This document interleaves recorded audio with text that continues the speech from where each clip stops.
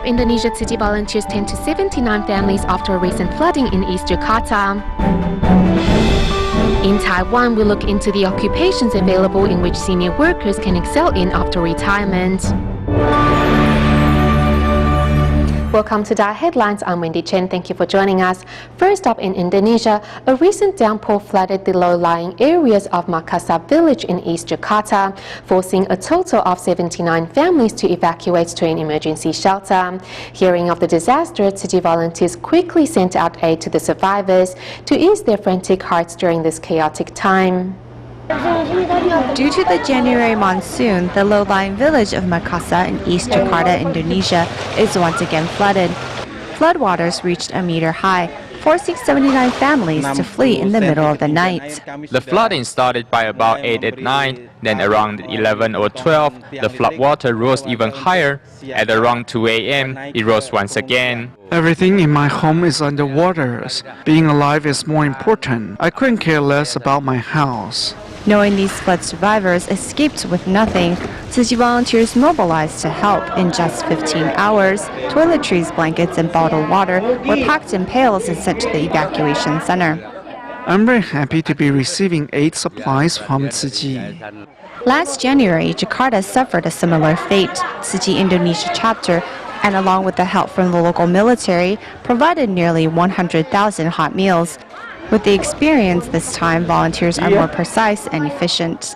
What the children need are baby formula, baby food and medicine. Kids have a weaker immune system.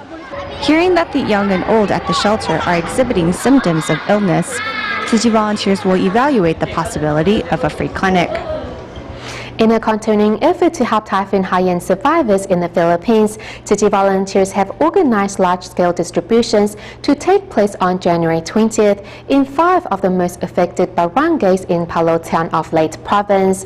Over the past few days, volunteers have split up into teams to distribute aid vouchers to affected families, which have helped restore hope and optimism in Palo. 85-year-old Virginia arrives at the relief card distribution alone. In a state of panic due to having missed the event, volunteers first settle her anxious heart before helping the senior complete her application. As it starts to rain, volunteers accompany the senior home. This is my home. With a home close to ruins, who can the solitary senior turn to now? Fortunately, her kind-hearted neighbor reached out. Ang anak niya isa lang dito, pero may mga anak siya sa Maynila, dalawa. She has 2 children in Manila, but they've lost contact, and now she lives alone. As neighbors, we should help one another, so I asked her to stay with me. A family of 7, including Grandma Virginia, lives in this tiny space. With the roof gone, each time it rains, the family has to open their umbrellas indoors. Despite such a harsh living environment, what we witness is the beauty of humanity helping one another. We asked Virginia what her plans are for the future. I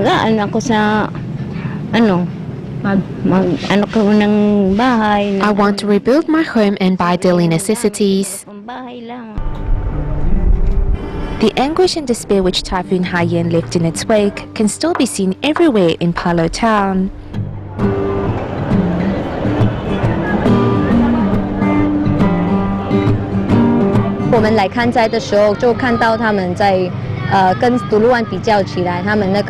When we came to survey the disaster here, we noticed that compared to Tacloban, the speed of recovery has been relatively slow.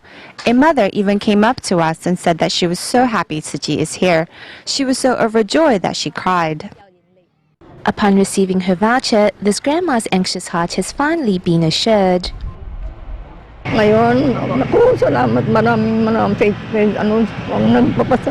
truly thankful. I have 4 grandchildren at home and I have to support their education. Joe Burt was originally a builder but lost his 2 trucks and his livelihood during the flash floods unleashed by Typhoon Haiyan. Having lost everything and recently welcoming a new addition to the family, Joe Burt, however, has not given up hope. We have used up all of our savings on food and clothing. My wife has also just given birth. We want to rebuild our home here in Palo because we have nowhere else to go. 2 months have passed since the typhoon, but Palo Town San Jose still remains a wasteland.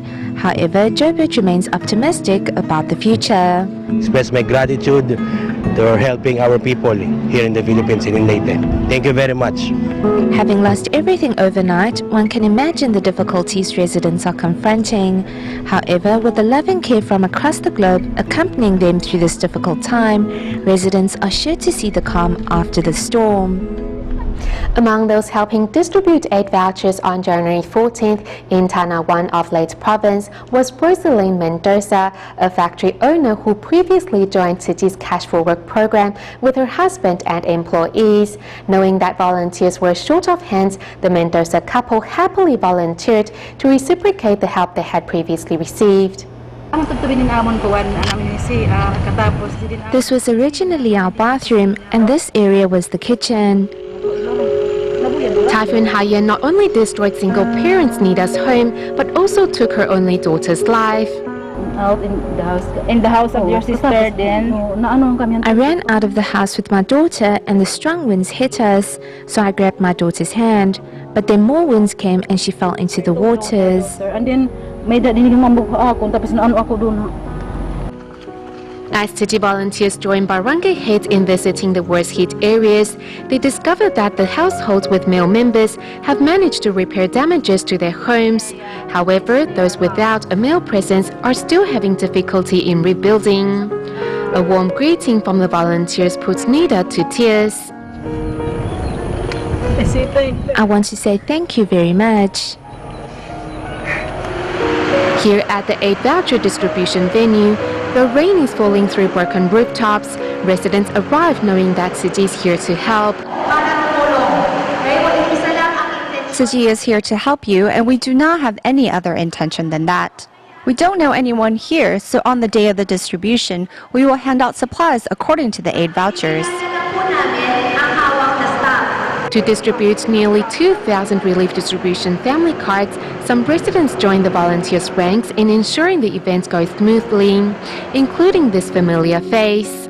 Factory owner Rosaline Mendoza joined City's Cash for Work program in Tacloban more than a month ago with her employees and is here today to reciprocate City's love. I'm just inspired because you help us, you help the needy, you help those who don't have houses.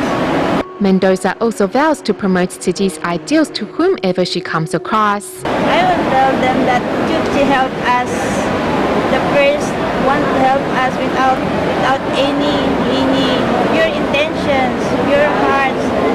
You don't know us, but you help us. As the aid voucher distribution event comes to an end, City volunteers and residents alike look forward to their meeting come January 20th. Staying in the Philippines in Ormoc City, as City is planning to build another 36 prefab classrooms and was having trouble finding vacant land to store its building materials, the city mayor and his wife kindly provided storage space to the Buddhist NGO. Following the resumption of classes, children's smiles are evident here at the Ipoh Central Elementary School in Leyte Province. Their source of happiness comes from the 5 prefab classrooms City built just a month ago. The school authorities and government officials value what City has done, and thus, besides growing flowers and grass, they also decorated the front with plants. Inside the classrooms, there are tables and sofas where teachers and students will be able to chat together. What's most important is this cement floor. And ensuring City's cycle of love continues is the wife of Ormoc City's mayor. Students will not feel difficult to enter the classrooms so that they can study well, and also they have maintenance and cleanliness in the classrooms. At lunchtime, City volunteers and reporters stand surrounded by students, while other children remain inside their classrooms enjoying the peaceful and comfortable environment. These precious prefabricated classrooms are not temporary to us. They are here to stay. To encourage the students to cherish them, our teachers work to beautify the surrounding environment. They will be more attracted in going back to school. Master Chingyen will be happy also. They have to love this gift from, because she has a big heart to help the students and the teachers so that their classrooms will be maintained as well.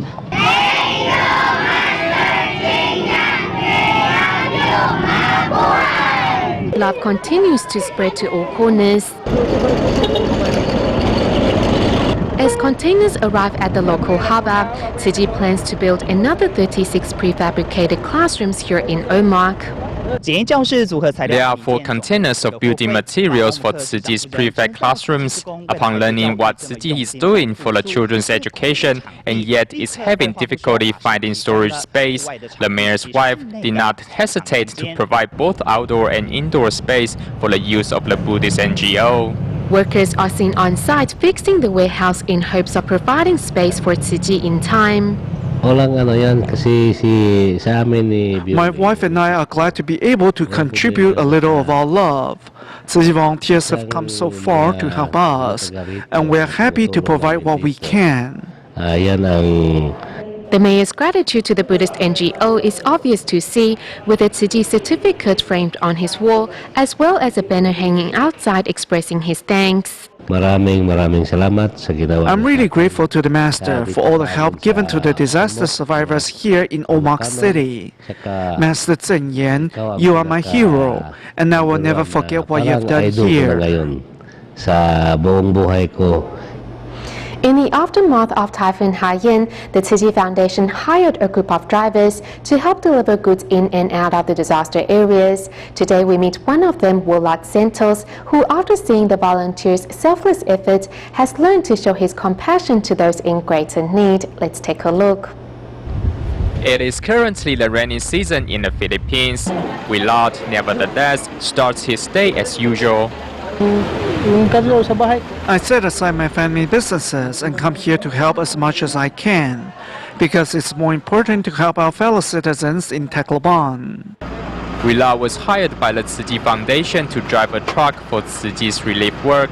Over the past 2 months, following in the footsteps of volunteers, he has witnessed the misery of the disaster survivors.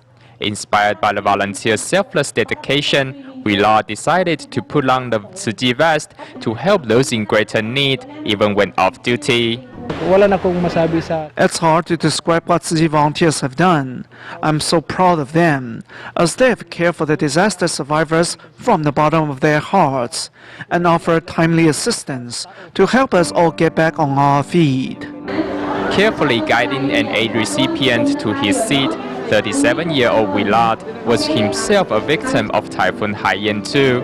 The job offered by the NGO not only gives him a chance to earn money to repair his home, but also help the less fortunate. Tzu volunteers are the greatest people in the world. He has shown an incredible willingness to help. No matter if it is setting up prefab classrooms, cleaning up the surroundings, or distributing relief distribution family cards, he was involved in all these events. As Tacloban is now recovering, one can already see the seeds of kindness that have begun to sprout. Proud of being part of such meaningful work, Willard said it's good to have Tzu around.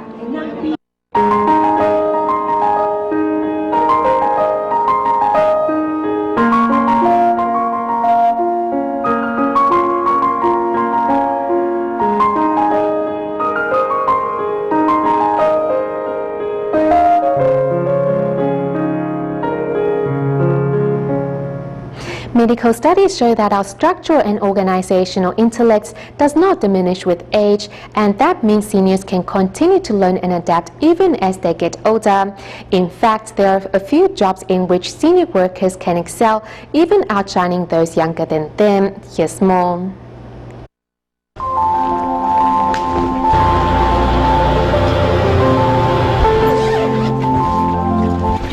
Big sister is here. Have you eaten? Yes? Are you cold? If you're still not well, I will take you to a doctor. She has eczema, so she itches. I have to apply ointment regularly and take her to a doctor.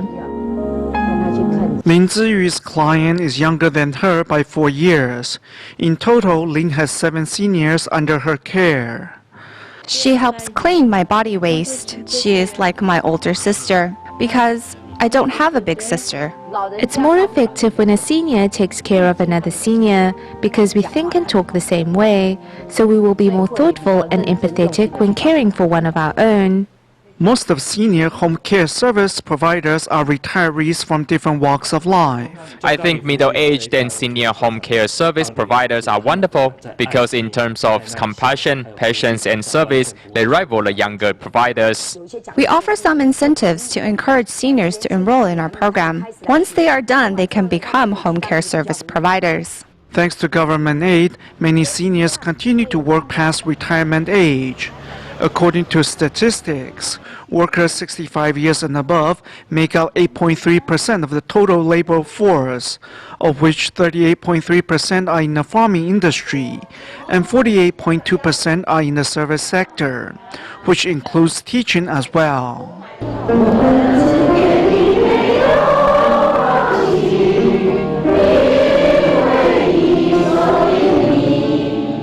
Now Xu Mingzhu is teaching seniors instead. In this class, the total age of her students surpasses 10,000 years. Yet when you close your eyes and simply listen, their voices are full of energy and vitality. Seeing their happy faces makes you happy too. With a goal and a purpose, seniors can remain young at heart. Many of my former colleagues say I haven't aged a bit since I retired from teaching at elementary school, but I have already been retired for 10 years. A sense of accomplishment from work can help fight aging. Medical studies show that other than vulnerability to illnesses, seniors can work just as well as those younger than them, for structural and organizational abilities do not diminish with age. The younger workforce does have its advantages, but seniors have wisdom and experience which are priceless. The times are changing. As more and more seniors choose to stay in the job market, they continue to give meaning to their life while making a positive impact on society. In China's Yunnan, as city volunteers carried out a winter aid distribution in Qinglong town of Yuxi City, they met numerous brave residents who have never surrendered in the face of the challenges life has brought them.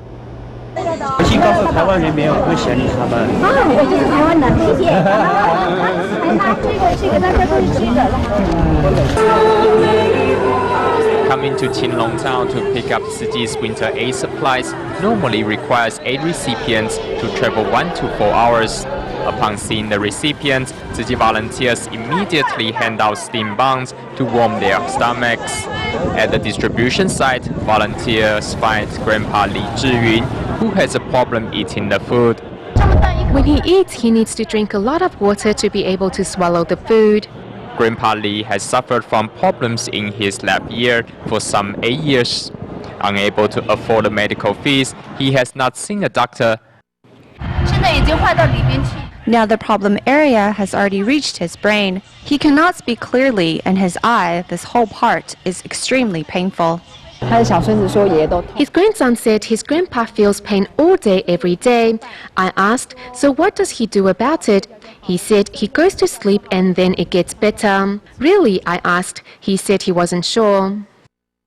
Pain and discomfort is real. However, it's his impoverished background that forces Grandpa Li to ignore his sickness.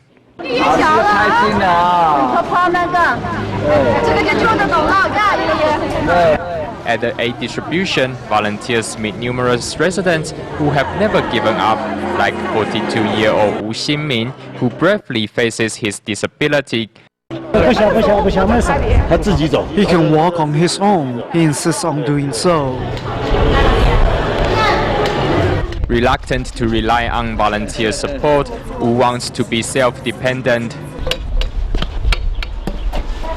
Regardless of his disability, Wu Xinmin still has a goal in his life. On TV, I saw a person who did rehab for a decade before he could stand. Compared to him, I only did rehab for a couple of months, and now I'm able to walk. So there is still hope, isn't it?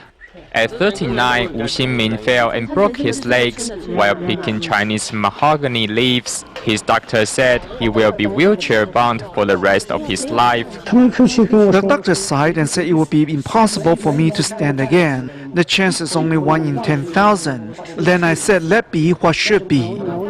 To make sure their children can continue with their studies, Wu and his wife work in shifts to keep the family going. We bought some cement and made a brick wall so he could use bamboo to prop against as a way to do his rehab.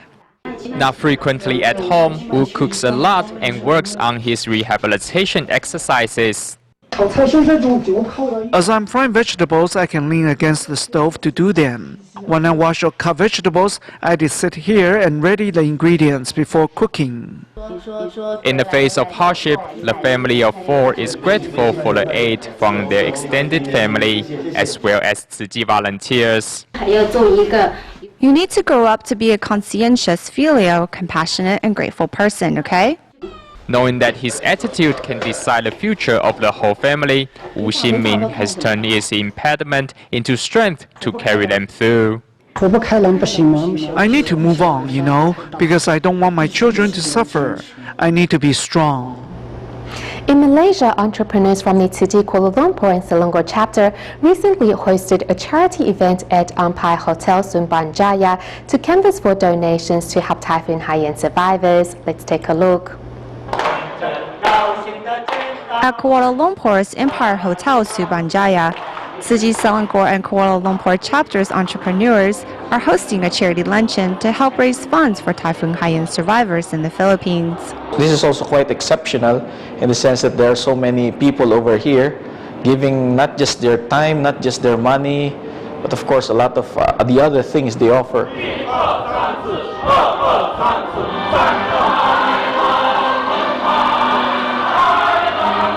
On stage, shocking images of the disaster and sharings by volunteers moved the audience. When I saw the images of the destruction the Philippines endured, it was really much more influential than any images I saw on TV. Seeing all the heroes up on the stage, they are actually very well-off people. They are multi-millionaires, but yet they actually go down to the ground to actually help people out, and that actually makes me realize that money is not everything. It's how you give up to give love. There's so many kind people around us, and I hope that one day I can also be part of it. The 4-star Empire Hotel Subanjaya provided the venue free of charge and even donated funds from the event to Tzu Chi, all because I was moved by Tzu Chi enacting the Cash for Work program. Like Brother Liu Jiyu said, it's giving you a job to help you rebuild your life.